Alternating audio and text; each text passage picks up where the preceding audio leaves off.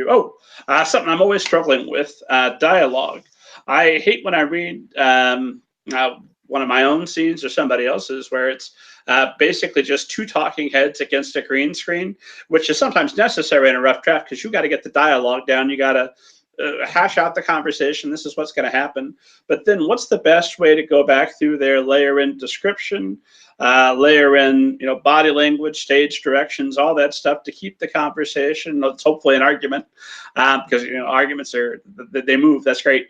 What is there a good ratio for description of the scene versus just the dialogue? I too cannot stand when it's just two talking heads in a room. And I think as with, I usually when I'm thinking about dialogue, one of my big problems with dialogue is that it often doesn't sound natural. And so my big piece of advice on that is to read it out loud. And if it sounds weird in your mouth, it sounds weird in your character's mouths, and you need to fix it. But at the same time, having a conversation is not just talking back and forth with someone.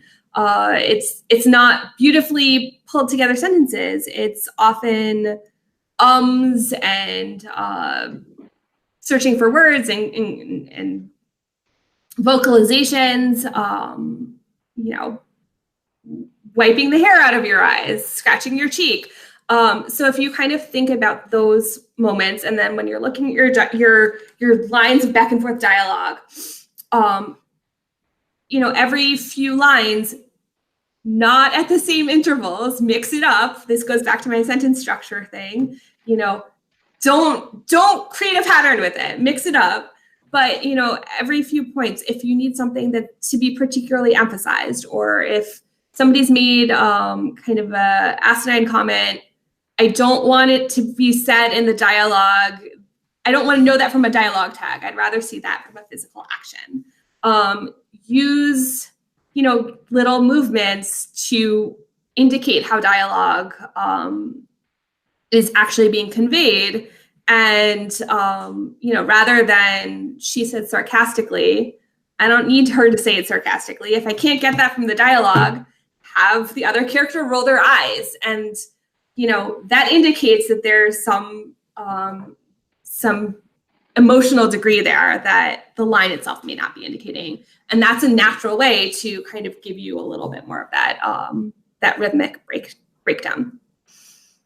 Makes 100% sense. I also, just a comment, not really a question, something else that drives me nuts is characters providing exposition in dialogue unless there's no other way that the other character could know that exposition without them telling. I call that TV brain. That tells me that the writer's been watching too much TV and not reading enough, because in TV, you constantly have people explaining exposition to the new person or the new character, because you have to do it. It's all got to be there on the screen. But that's the nice thing about a book, is you can just tuck it in there in the description, let the reader know without the characters having to take up their time with it.